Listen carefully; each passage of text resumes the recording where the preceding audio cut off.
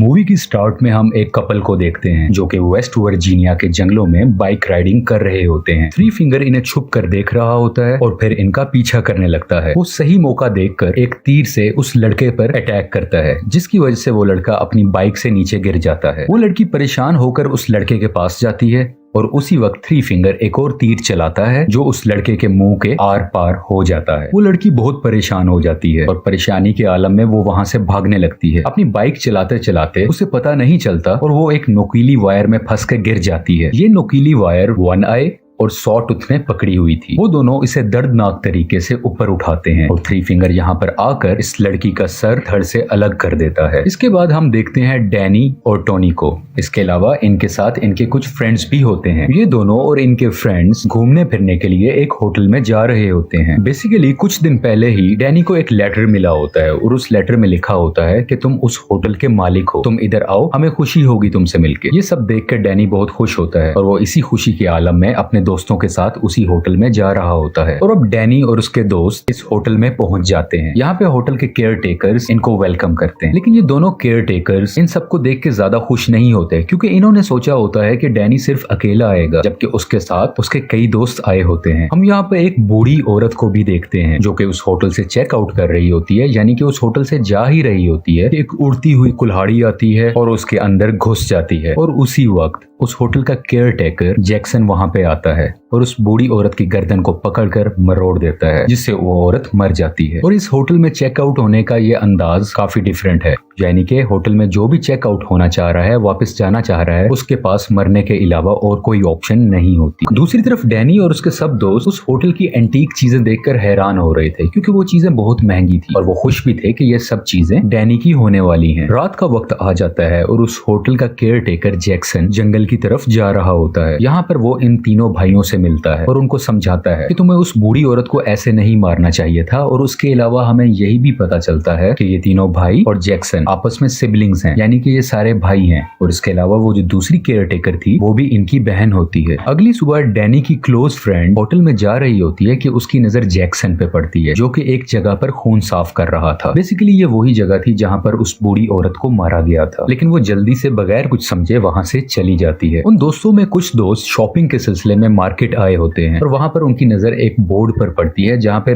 इस जगह के बहुत से मिसिंग लोगों के पोस्टर्स लगे होते हैं, यानी कि वो सब तस्वीरें लगी होती हैं उन लोगों की जो यहाँ से मिस हुए होते हैं। और उसी दौरान शेरिफ भी यहाँ पर आते हैं और एक और तस्वीर लगा देते हैं। ये तस्वीर उसी बूढ़ी औरत की है जो रात को मिस हुई थी। होटल के अंदर जैक्सन डैनी को डिफरेंट हथियार दिखा रहा था। डैनी इन सब हथियारों को बहुत पसंद करता है और वहां से एक क्रॉसबो उठा लेता है। जैक्सन डैनी को कहता है कि चलो हम शिकार करने चलते हैं, और बिल आखिर वो शिकार करने जंगल में चले जाते हैं। वहां इन्हें एक हिरन नजर आती है और जैक्सन डैनी को शिकार करना सिखाता है, लेकिन असल में वो उसे इंसानों को मारने की टेक्निक सिखा रहा था, क्योंकि इसके जहन में बहुत से प्लान्स थे। और जैसे जैसे वो इसे सिखा रहा था कि कैसे हिरन को मारना है, वैसे ही दूसरे सीन में थ्री फिंगर भी शेरिफ का शिकार कर रहा था। डैनी इस तरफ हिरन को मार देता है और दूसरी तरफ थ्री फिंगर शेरिफ को बुरी तरीके से मार देता है। दूसरी तरफ हम तमाम डैनी के दोस्तों को देखते हैं। क्योंकि डैनी इनको बताकर शिकार करने नहीं गया होता तो वो सब बहुत परेशान होते हैं। खास तौर पे डैनी की क्लोज फ्रेंड टोनी बहुत परेशान होती है और वो अपने एक दोस्त को उसे ढूंढने के लिए जंगल की तरफ भेजती है। जब ये दोस्त इस जंगल में जाता है तो वो वहां पर उस मरे हुए हिरन को देखता है और सॉटूथ उस हिरन को बुरे तरीके से खा रहा होता है। ये दोस्त जब सॉटूथ को देखता है तो बहुत डर जाता है और डर के मारे भागने लगता है। भागते भागते इसकी टक्कर डैनी से हो जाती है। क्योंकि ये बहुत तेज भाग रहा होता है तो वो दोनों खुद को नहीं संभाल पाते और दोनों नीचे ढलान में जाकर गिर जाते हैं। गिरते साथ ही डैनी एक नुकीली तार में फंस जाता है, जिसकी वजह से वो काफी जख्मी भी हो जाता है। उसके साथ का दोस्त मदद के लिए बुलाता है और जैक्सन भी वहां पर आ जाता है। जैक्सन डैनी की हेल्प करता है और उसे वहां से निकाल कर वापस अपने रिजॉर्ट यानी अपने होटल में ले आते हैं।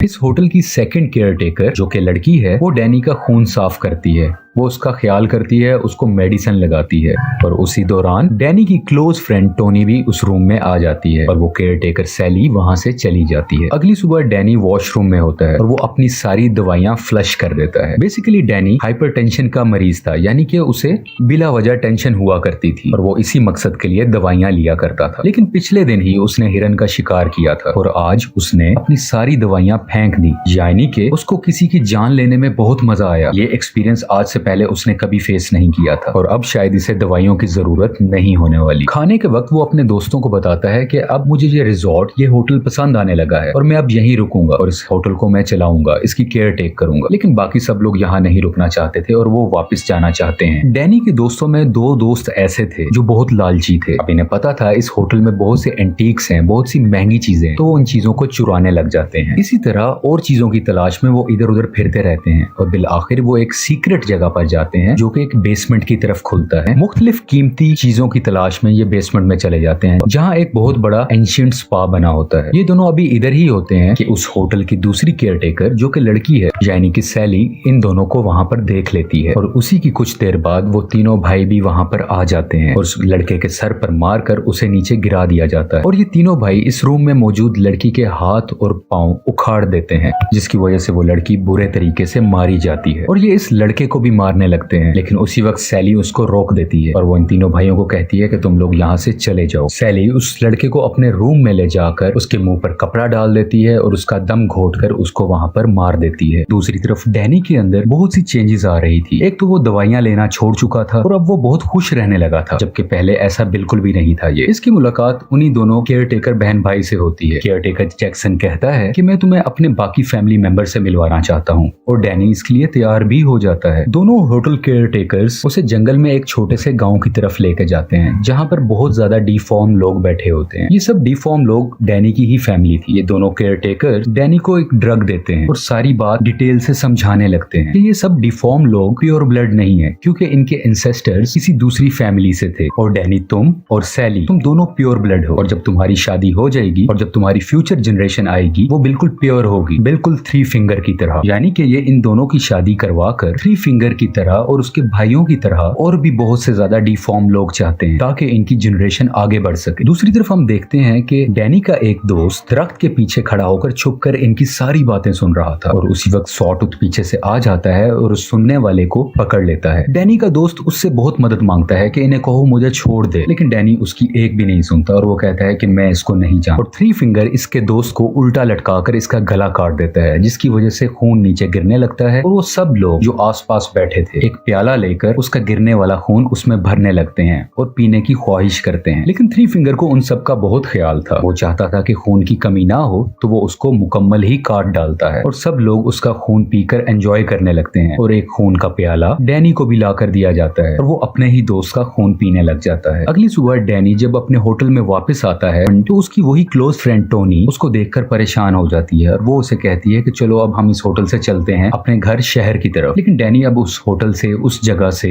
वापस बिल्कुल भी नहीं जाना चाहता था। वो उन सबको कहता है कि तुम लोग यहाँ से चले जाओ, मैं यहीं पर रुकूंगा। और इस वक्त तक डैनी अभी भी ड्रग के ही नशे में है जो रात को सैली ने उसको दी थी। ये सब लोग यहाँ से जाने से पहले किचन में जाते हैं और वहां पर देखते हैं कि एक इंसान इंसानी मांस को काट रहा होता है, उसे फ्राई कर रहा होता है और उसे खा रहा होता है। ये देखकर ये लोग बहुत डर जाते हैं, लेकिन वहां से निकलने से पहले इनकी नजर फ्रीजर में पड़ती है जहां पर इन्हीं के एक दोस्त का कटा हुआ सर होता है, जिसे देखकर ये सब लोग वहां से जल्दी से भागने लगते हैं। ये अभी भाग ही रहे होते हैं कि वो तीनों भाई इनके पीछे पड़ जाते हैं। इन तीनों भाइयों से बचकर कुछ दोस्त तो वहां से भाग जाते हैं, लेकिन एक दोस्त वहां से पकड़ा जाता है। वो उसके मुंह पर एक पाइप सा लगा देते हैं और उसके अंदर पानी भरने लगते हैं। इतना पानी भरा जाता है कि पानी के प्रेशर से उसका पेट ही फट जाता है। अब हम दूसरे दोस्त को देखते हैं जो कि पहले तो 3 फिंगर और उसके भाइयों से बचकर भाग चुका था, लेकिन भागते हुए वो एक बियर ट्रैप में उसका पांव फंस जाता है और वो वहीं पर गिर जाता है। वो अब कहीं नहीं भाग सकता क्योंकि वो फंस चुका होता है और वो तीनों भाई उसको भी पकड़ लेते हैं और उसके सर पर मारकर उसे भी हमेशा के लिए खत्म कर देते हैं। डैनी की क्लोज फ्रेंड टोनी जो कि डैनी को ढूंढ रही होती है, वो वहां से एक गन उठाकर डैनी को ढूंढने लगती है। वो उसी बेसमेंट के स्पा में पहुंच जाती है जहां पर उसे सैली नजर आती है और यहाँ पर इन दोनों की आपस में काफी लड़ाई होती है। बिल आखिर टोनी उस केयर टेकर का मुंह पानी में डाल देती है और अपनी गन उठाकर उसको शूट कर देती है और उसी वक्त डैनी भी वहां पर आ जाता है और अपनी फ्रेंड से सबसे पहले गन छीन लेता है और गोली लगी हुई केयर टेकर यानी कि सैली को जाकर चेक करता है कि उसको क्या हुआ, वो जिंदा है या मर गई। और डैनी अपनी क्लोज फ्रेंड टोनी को कहता है कि यहाँ से तुम भाग जाओ। जब टोनी वहां से भाग रही होती है तो उसी होटल का दूसरा केयर टेकर जो कि जैक्सन है वो उसका पीछा करने लगता है और इन दोनों में आपस में लड़ाई होती है और बिल आखिर टोनी एक चाबी की मदद से उसकी आंखें फोड़ देती है और इतना जालिम तरीके से मारती है कि जैक्सन भी वहाँ पे मारा जाता है। इससे पहले कि टोनी वहाँ से भागती अपनी जान बचाती, डैनी वहाँ पर आ जाता है और अपनी ही क्लोज फ्रेंड टोनी पर गन तान देता है, जिसका ये मतलब है कि डैनी नहीं चाहता कि अब टोनी जिंदा बचे, क्योंकि वो उसकी फैमिली के बारे में अब बहुत कुछ जानती है और डैनी ऐसा रिस्क नहीं ले सकता था। और तभी थ्री फिंगर और उसके भाई भी वहाँ पर आ जाते हैं और डैनी अपनी क्लोज फ्रेंड